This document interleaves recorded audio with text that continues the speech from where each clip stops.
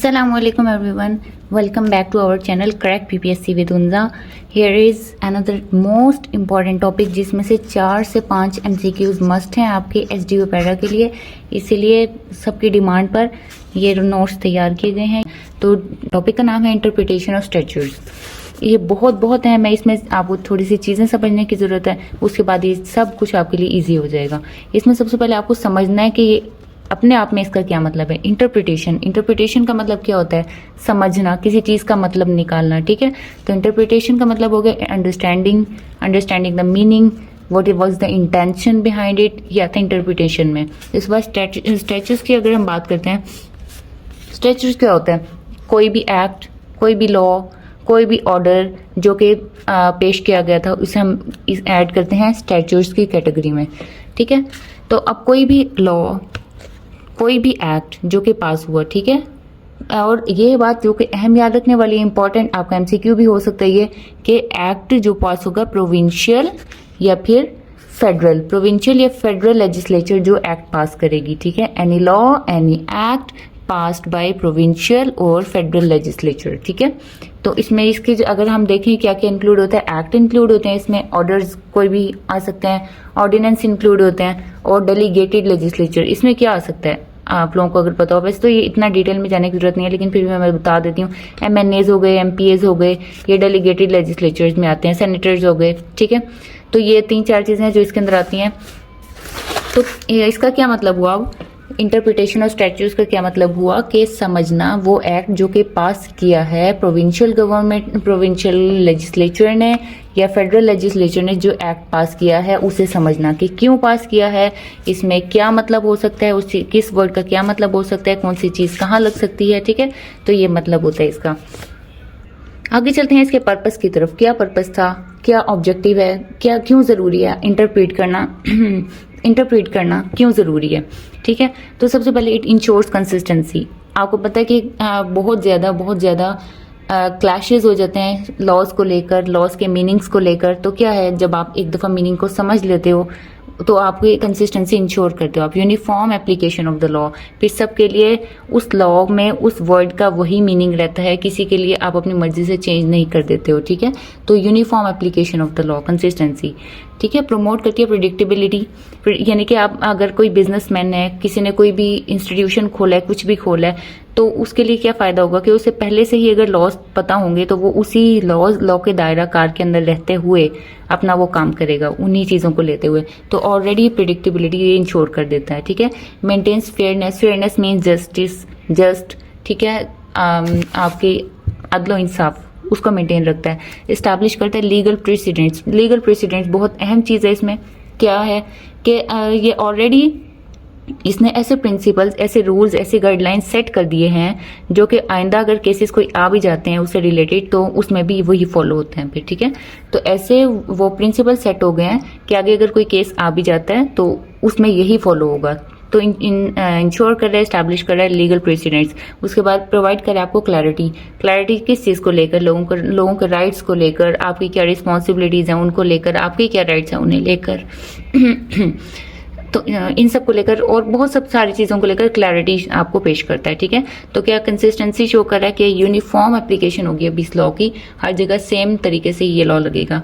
Predictability ensure कर रहा है, फेयरनेस, जस्ट और लीगल प्रेसिडेंट्स, यानी कि न्यू कोई भी अगर केस आता है उसमें यही गाइडलाइंस फॉलो होंगी, और प्रोवाइड कर रहा है क्लैरिटी।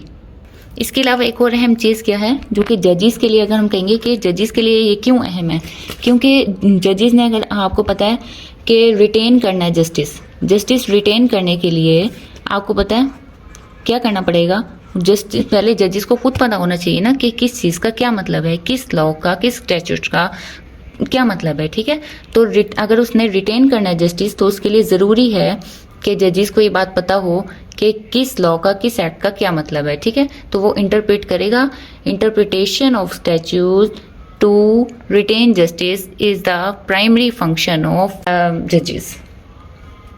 इसके बाद आगे मेन बॉडी, कौन रिस्पॉन्सिबल होता है? कोर्ट्स असल में आपको पता है कि जितने भी फैसले देते हैं वो कोर्ट देती है, ठीक है। कोर्ट जजेस इन्वॉल्व होते हैं, लेकिन अगर किसी भी कभी भी इंटरप्रेट करना पड़ता है तो उसमें मेन डिसीजन कौन लेगा? सुप्रीम कोर्ट ऑफ पाकिस्तान होती है जो मेन डिसीजन लेगी कि हाँ यार इसमें, इस लॉ में इस बात का ये मतलब हो सकता है, या इस लॉ में हम इस बात का ये मतलब निकाल कर ये मतलब डाल सकते हैं, तो वो अथॉरिटी किसके पास है? वो सुप्रीम कोर्ट ऑफ पाकिस्तान के पास है।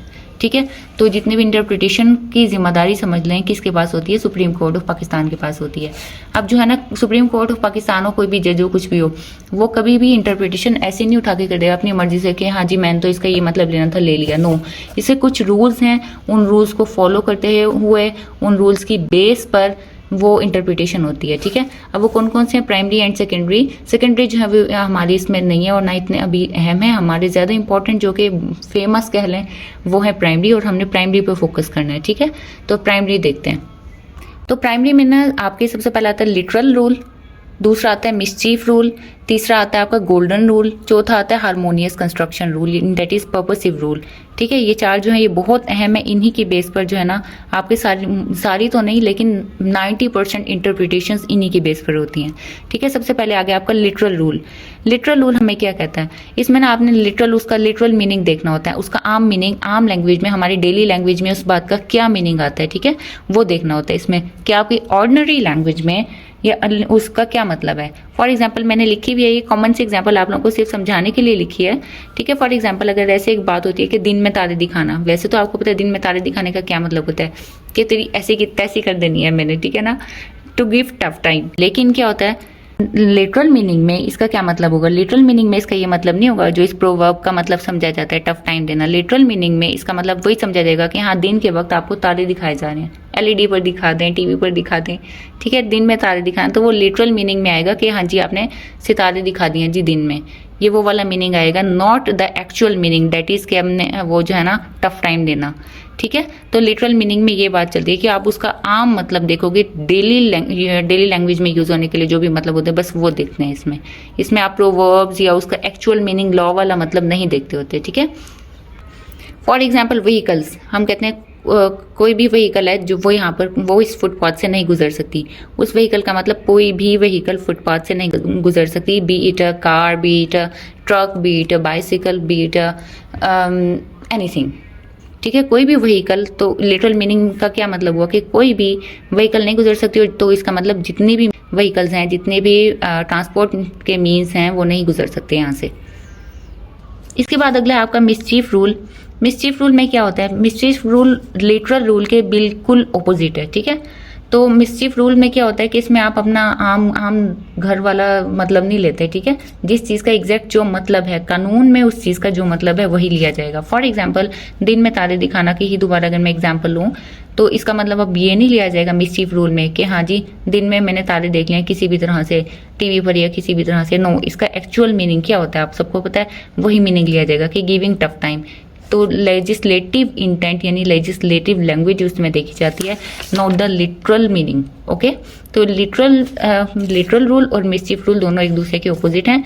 एक में ऑर्डिनरी लैंग्वेज, आम लैंग्वेज यूज होती है, और एक में लेजिस्लेटिव लैंग्वेज यूज होती है। इसमें क्या देखा जाता है? इंटेंट देखा जाता है कि वो जो बात कही गई है या वो जो कानून बनाया गया है उसका पीछे क्या इंटेंट था, क्या पर्पस था।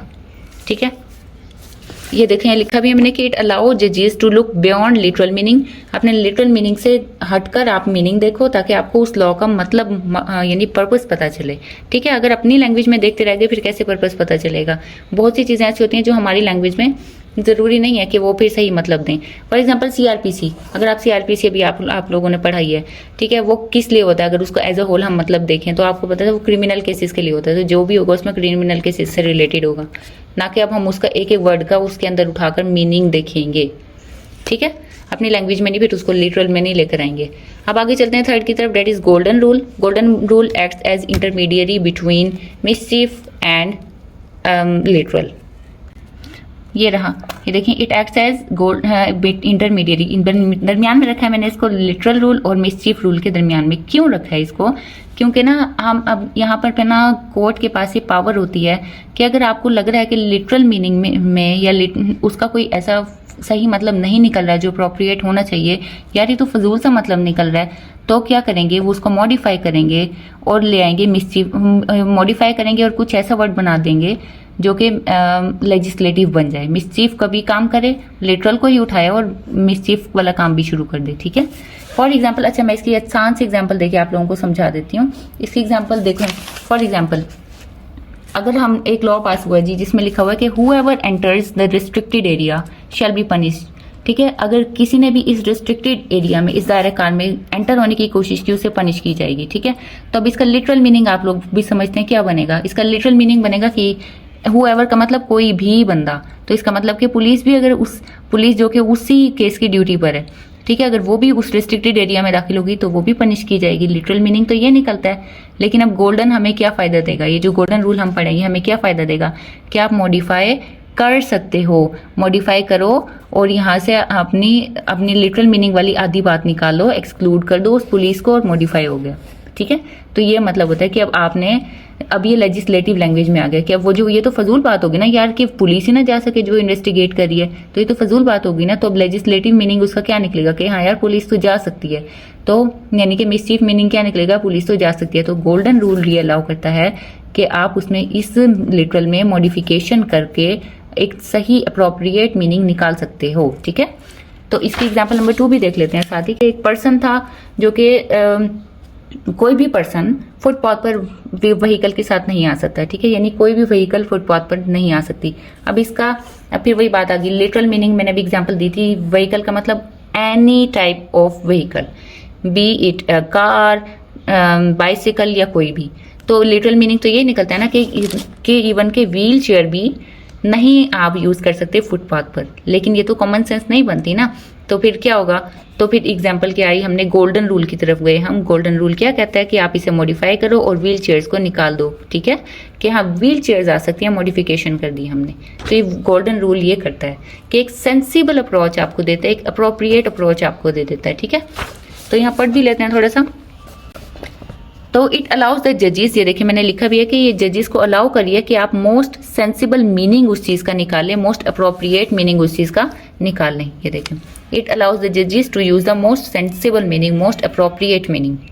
ओके, अब चलते हैं। Court can use the literal meaning और मॉडिफाई, ये मैं अभी बात समझा चुकी हूँ, इसीलिए हम इसे गोल्डन रूल कहते हैं, ठीक है। आगे चलते हैं फोर्थ रूल की तरफ। फोर्थ रूल क्या कहते हैं हमें, इसका नाम 2 नाम है, हारमोनियस कंस्ट्रक्शन। हारमोनियस या हारमोनी का आपको मतलब पता है कि एक इक्विलिब्रियम में होना, एक दूसरे से मिलजुल कर रहने वाला, हारमोनी कहते हैं। और इसका एक और नाम भी है पर्पसिव अप्रोच।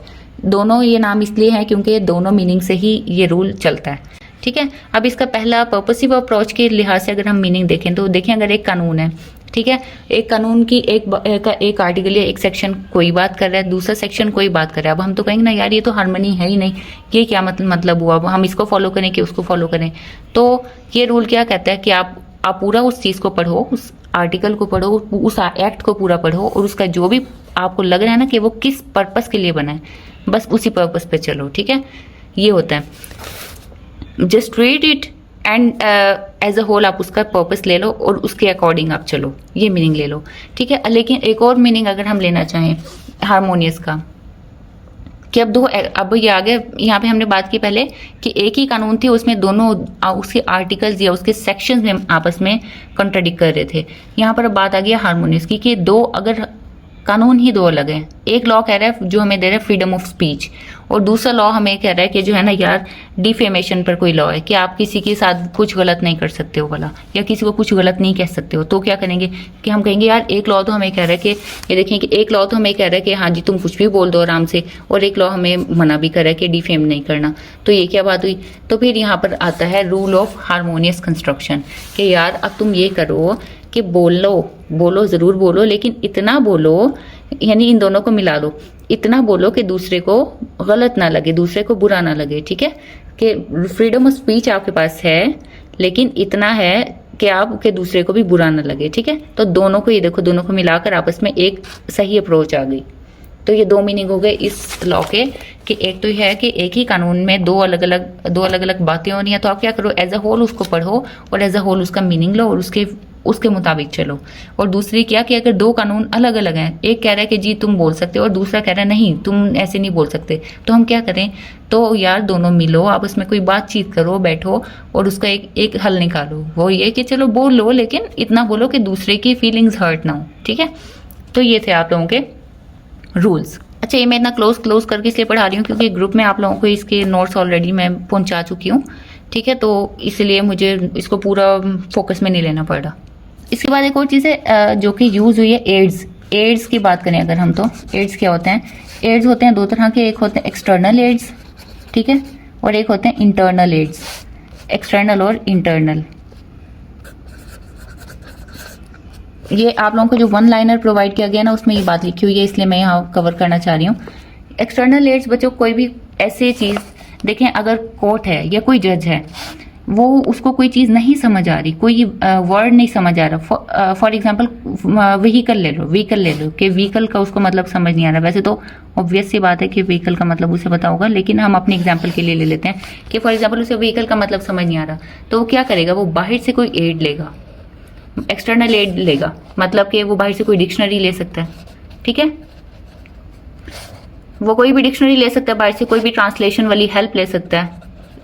तो इस तरह से अपनी चीज़ों को अंडरस्टैंड करने के लिए, इंटरप्रेट करने के लिए जो बाहर से एक्सटर्नल यानी कि एक्सटर्नल एड्स वो यूज़ करेंगे जजेस या जो भी, उससे हम क्या वो होंगे एक्सटर्नल एड्स। ओके, तो बाहर से जो भी चीज़ें अपनी लैंग्वेज को, उस चीज़ को, लैंग्वेज को समझने के लिए जो भी यूज़ होगा। इंटरनल एड्स का क्या मतलब होता है? अब इंटरनल एड्स का मतलब होता है आप बाहर से कुछ नहीं ले रहे, नो एक्सटर्नल एड, बाहर से कोई मीनिंग नहीं लोगे आप उसका। अब फिर कहाँ से लेंगे? अब जो एक्ट है उसी एक्ट में से, जो एक्ट प्रोवाइड किया हुआ है ना, अगर उसी में से आप उसके मतलब ढूंढोगे, यानी कि कहाँ से ढूंढ सकते हो? आपको पता है आप लोगों ने अभी बहुत सारे एक्ट्स तैयार किए हैं, तो उसमें आपने देखा था टाइटल था, डेफिनेशन थी, है ना, डेफिनेशंस थी, और प्रिलिमिनरी में जिनमें सब आपने देखा था, और बहुत सारी चीजें थी जहां से उस एक्ट का मतलब पता चल रहा था, ठीक है, उस एक्ट की बहुत सी बातें पता चल रही थी, और यानी कि ऑब्जेक्टिव थी जिससे पता चल रहा था कि हाँ जी ये एक्ट ये करवाएगा, ये एक्ट इस बारे में होगा, ठीक है।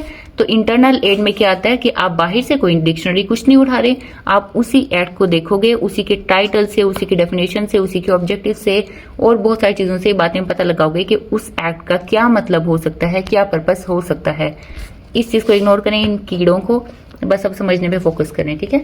तो एक्सटर्नल एड और इंटरनल एड का ये मतलब था, जो आपकी बुक में हो सकता है आप लोगों को मुश्किल लग रहा हो, कि एक्सटर्नल एड का मतलब कि बाहर से आपने, जजेस ने अपनी डेफिनेशन समझने के लिए, अपनी चीज़ों को समझने के लिए बाहर से कोई एड ले ली, कोई हेल्प ले ली। इंटरनल एड में आपने बाहर से कोई भी नहीं लेना, उसी एक्ट को पढ़ोगे, खोलोगे, उसी में देखोगे, उसी से आपको पता चल जाएगा कि इस एक्ट में क्या क्या बातें हुई होंगी या ये किस बारे में एक्ट है, ठीक है। अब के लिए इतना ही, अल्लाह हाफिज, मिलते हैं अगले लेक्चर में।